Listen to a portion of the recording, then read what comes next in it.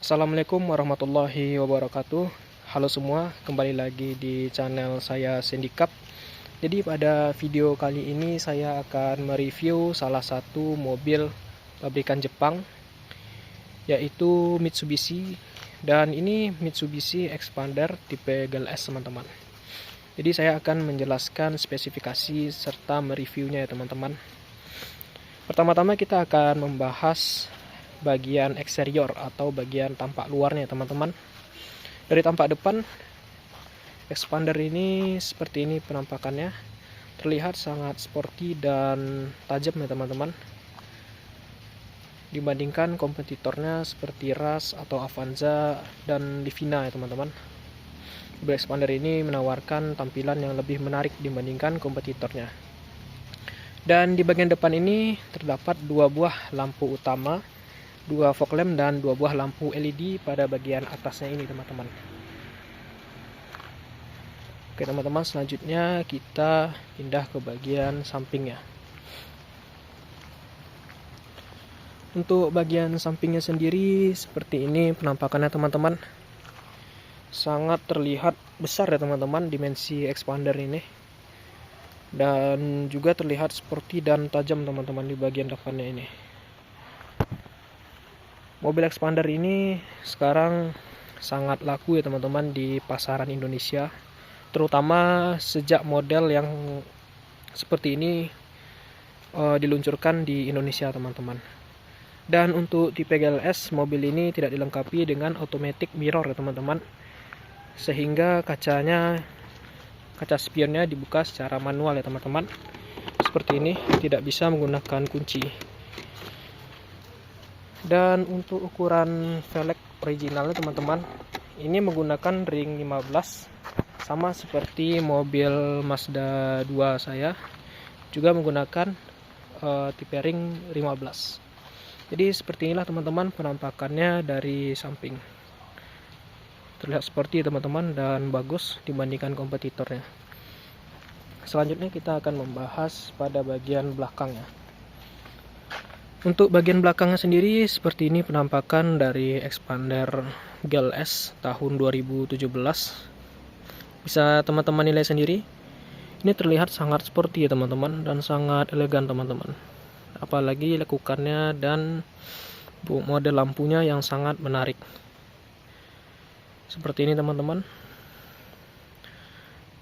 Oke, selanjutnya kita akan membahas bagian interior dari mobil Expander ini sendiri. Pertama kita akan melihat bagian kokpitnya teman-teman, atau pengemudinya. Kesan pertama ketika kita melihat kokpit dari mobil ini terlihat sangat mewah ya teman-teman, dengan perpaduan warna interior dan bagian fitur dalamnya dan luas kokpitnya. Ini sangat menarik ya teman-teman. Dan untuk bagian pintu pengemudinya sendiri, di sini juga terdapat beberapa tombol ya teman-teman. Dan di sini juga memiliki build quality pintu yang sangat bagus dan kokoh. Oke teman-teman, selanjutnya kita lihat bagian interior dalamnya. Bagian dalam sini terasa sangat luas ya teman-teman, tidak sempit dan sangat lega ya teman-teman. Pertama kita akan membahas pada bagian kokpitnya teman-teman. Mobil Expander sendiri masih menggunakan odometer atau speedometer analog ya teman-teman, belum digital, belum full digital. Dan untuk setirnya seperti ini teman-teman, seperti setir mobil Pajero lama ya teman-teman. Dan untuk tombol-tombolnya yang tipe GLS seperti ini teman-teman, tidak terlalu banyak, tidak sama dengan yang tipe Ultimate, yang dimana Ultimate sudah ada tombol di bagian sininya. Dan untuk kilometer mobil ini sendiri sudah berada di angka 134.000 km teman-teman. Sudah berada di angka 134.419 ya teman-teman. Dan untuk head unitnya masih yang biasa ya teman-teman, masih yang menggunakan radio belum yang digital atau yang layar sentuh seperti yang tipe Ultimate. Dan untuk AC-nya masih seperti ini teman-teman, masih yang diputar ya teman-teman, belum digital. Dan untuk transmisinya ini manual ya teman-teman, menggunakan 5 percepatan dan satu mundur.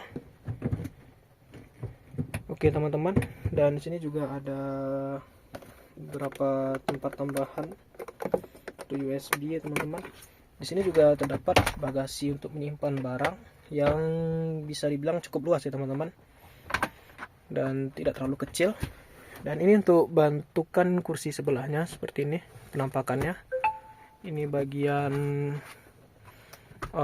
cerminnya, bagian atasnya, dan ini juga.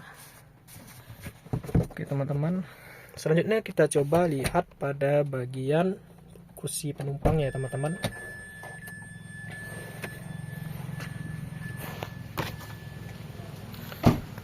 Mobil ini sendiri terdiri dari 3 baris kursi ya teman-teman. Jadi sangat cocok bagi teman-teman yang memiliki keluarga besar. Jadi mobil ini sangat direkomendasikan bagi teman-teman yang memiliki banyak keluarga ya teman-teman. Seperti ini teman-teman, penampakan bagian dalamnya ini sangat luas ya teman-teman, dibandingkan Pajero ini lebih lega ya teman-teman. Dan coba kita duduk di belakangnya. Ini jaraknya sangat jauh teman-teman, dan terasa lega ke bagian sampingnya teman-teman, tidak sempit ya teman-teman. Dan di sini juga terdapat 2 buah seat belt ya teman-teman di setiap kursinya. Dan ini juga ada AC di bagian atasnya, terdapat 4 buah AC ya teman-teman. Oke, seperti inilah penampakan bagian kursi penumpangnya baris kedua. Dan untuk baris ketiga seperti ini teman-teman, lebih lega ya teman-teman, dibandingkan mungkin kompetitor yang lainnya, lebih lega. Dan menurut saya sendiri, jika dibandingkan dengan Pajero ini jauh lebih lega ya teman-teman, karena mobil ini dimensinya lebih besar bagian dalamnya dibandingkan Pajero ya teman-teman. Oke, kita coba lihat bagian belakang bagasinya.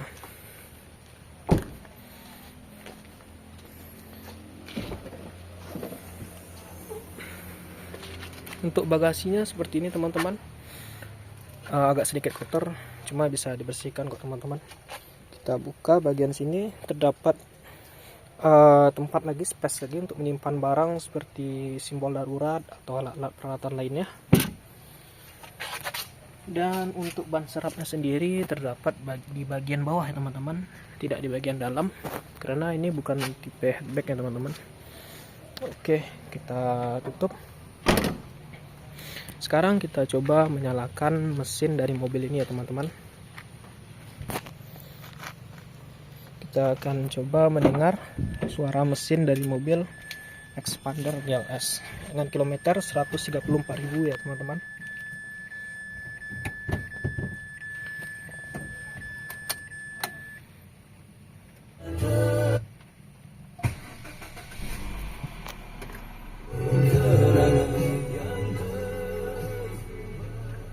Oke teman-teman, ini mesinnya sudah saya nyalakan ya. Dan kalau dari bagian dalam, suara mesin mobil ini tidak terlalu terdengar ya teman-teman, bisa dibilang sangat senyap. Dan untuk setirnya sendiri terbilang bagus ya teman-teman, ringan ya teman-teman, tidak berat. Oke, mari kita coba mendengarkan suara mesinnya ya teman-teman.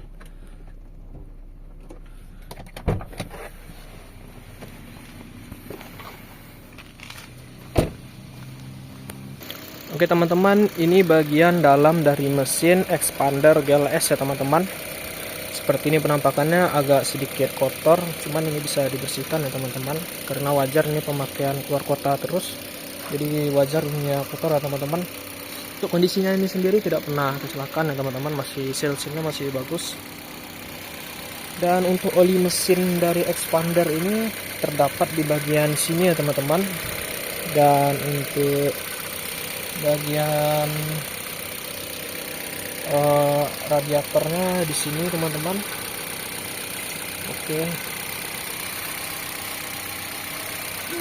seperti ini penampakan dari mesin Xpander teman-teman.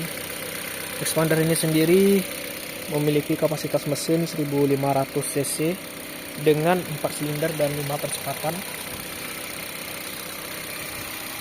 Jadi seperti ini teman-teman bentukan dari mesin expander. Untuk mesinnya sendiri ini masih terbilang halus ya teman-teman, dengan kondisi kilometer 134 ribuan ya teman-teman. Jadi seperti ini teman-teman. Mungkin saya akan mencoba sedikit menjelaskan tentang spesifikasi mesin dari expander nih teman-teman.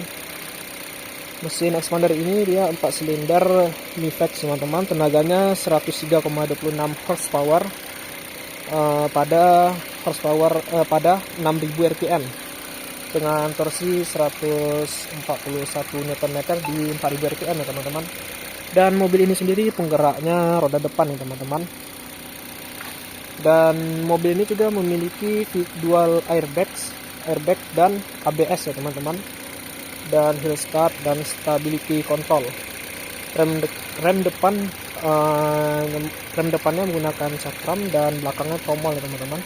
Untuk kapasitas tempat duduknya sekitar 7 orang dengan tinggi 1730 mm tinggi kendaraannya, dan ground clearance-nya sekitar 235 mm. Jadi itu mungkin sedikit spesifikasi dari expander ini ya teman-teman. Selanjutnya kita akan mencoba test drive dari mobil ini teman-teman. Oke teman-teman, ini sudah saya nyalakan dan sudah saya kemudikan mobilnya. Jadi seperti ini bunyi dari kabin expander GLS ya teman-teman, tahun 2017. Jadi bunyi mesinnya tidak terlalu terdengar ya teman-teman, dikarenakan expander ini kabinnya memang senyap ya teman-teman. Dan saya sangat merekomendasikan bagi teman-teman yang mencari mobil dengan budget mungkin sekitar 160 jutaan. Saya lebih menyarankan untuk mengambil mobil expander ya teman-teman, dibandingkan kompetitornya seperti Terios, Livina ataupun Rush ya teman-teman. Karena expander ini yang pertama spare partnya banyak di pasaran ya teman-teman. Yang kedua dia juga mobilnya irit ya teman-teman, sekitar 1:13, hampir sama dengan Mazda 2 saya tadi.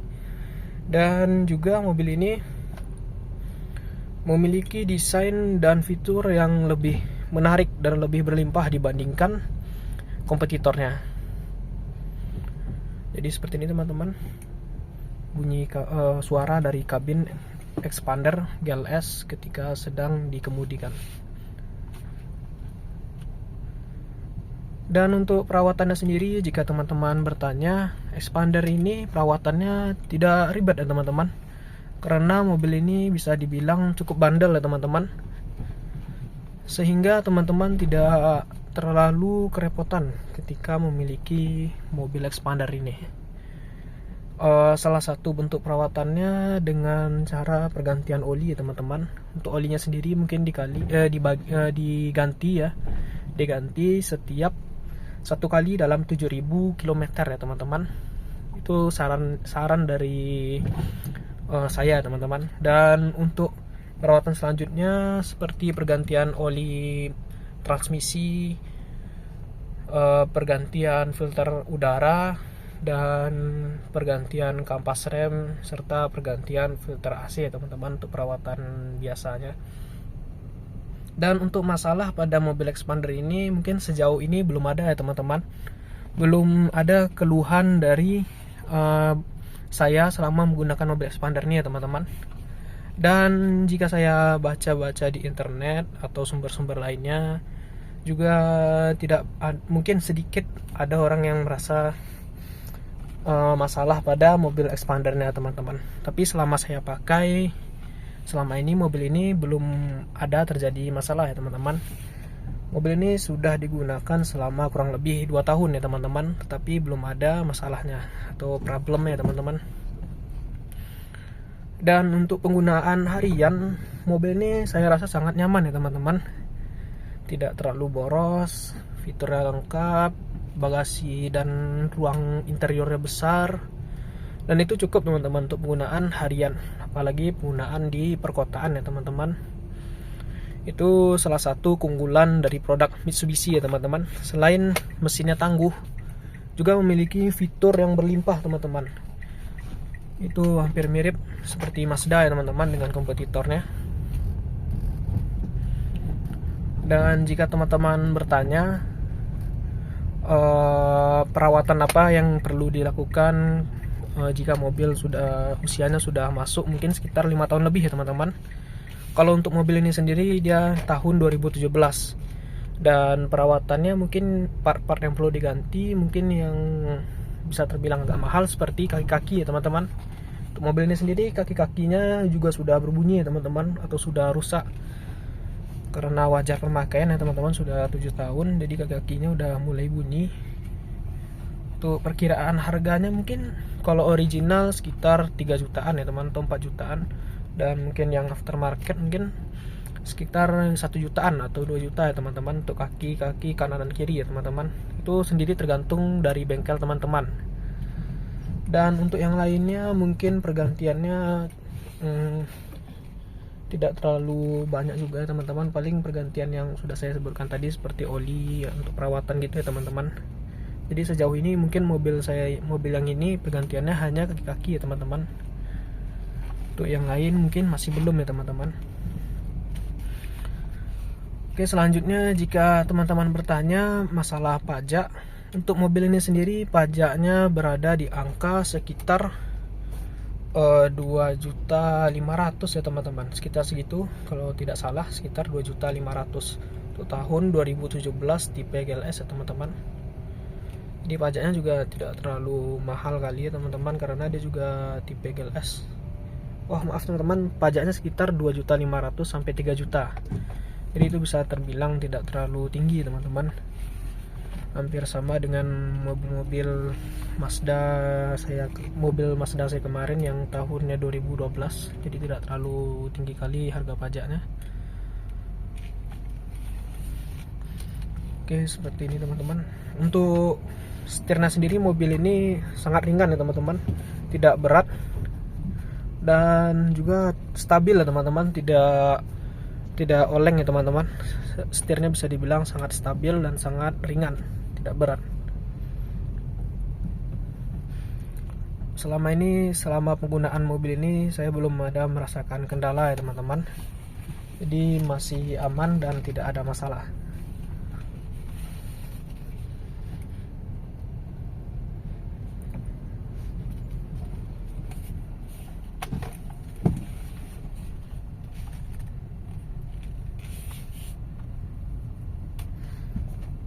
Dan jika teman-teman mungkin ingin mencari mobil expander yang bekas atau second ya teman-teman mungkin perlu memperhatikan beberapa hal yang wajib teman perhatikan. Yang pertama itu yang wajib teman perhatikan yaitu yang adalah mesin ya teman-teman.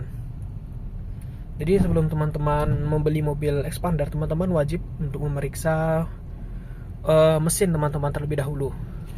Jadi sebelum teman-teman memeriksa mesinnya itu, teman-teman harus melihat bagian oli mesinnya teman-teman. Teman-teman buka oli mesinnya dan pastikan tidak ada karat atau mungkin lumpur oli ya teman-teman. Dan ketika teman-teman sudah memastikan mesin, teman-teman harus memperhatikan bagian nomor rangka dan nomor seri mesinnya teman-teman. Dan yang ketiga, teman-teman harus memperhatikan bagian eksterior teman-teman. Jika eksteriornya mulus dan tidak ada dempulan atau sisi pancat, bisa dipastikan kemungkinan itu mobilnya berawatan ya teman-teman, tidak mobil untuk pemakaian yang tidak terawat. Dan selanjutnya jika telah perhatikan eksterior, teman-teman bisa memperhatikan fitur dan tombol-tombolnya teman-teman, untuk memastikan kenyamanan penggunaan ya teman-teman.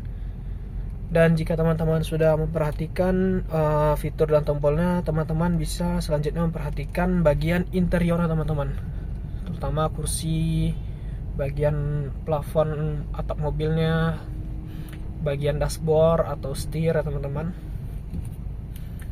Dan satu lagi tambahannya, teman-teman juga harus berhati-hati dengan mobil yang kilometernya rendah, karena bisa jadi mobil yang kilometer rendah itu merupakan mobil hasil putaran kilometer teman-teman. Tetapi tidak semuanya teman-teman, masih banyak juga mobil tahun lama yang kilometernya rendah, tetapi emang karena jarang dipakai teman-teman. Salah satu cara mengetahuinya tuh teman-teman bisa melihat dari kondisi setir ya teman-teman. Jika kondisi setir mobilnya masih mulus, tidak ada robek atau tidak ada goresan-goresan yang dalam, kemungkinan itu sesuai dengan kilometernya rendah ya teman-teman. Dan satu lagi teman-teman bisa melihat dari service recordnya teman-teman, jika teman-teman ingin mencari mobil dengan kilometer rendah.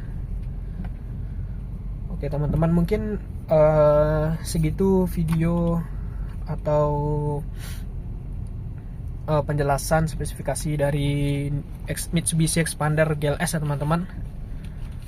Dan kesimpulannya, mobil Xpander ini teman-teman saya rekomendasikan bagi teman-teman yang memiliki budget tinggi ya teman-teman, sekitar 180 sampai ke atas. Saya menyarankan teman-teman mengambil mobil Xpander teman-teman dibandingkan kompetitor yang sekelasnya, karena memiliki banyak fitur, desainnya bagus, dan interiornya nyaman ya teman-teman. Dan jika teman-teman memiliki budget lebih, mungkin saya lebih menyarankan mengambil yang tipe Ultimate ya teman-teman, karena saya juga pernah dulu memiliki yang tipe Ultimate dan rasanya itu sangat berbeda dengan yang tipe GLS ya teman-teman, karena Ultimate lebih memiliki banyak fitur dan lebih nyaman teman-teman. Oke, mungkin itu kesimpulan video dari saya. Jika ada saran atau tambahan atau pertanyaan, teman-teman bisa menulisnya di kolom komentar. Oke, saya akhiri. Assalamualaikum warahmatullahi wabarakatuh.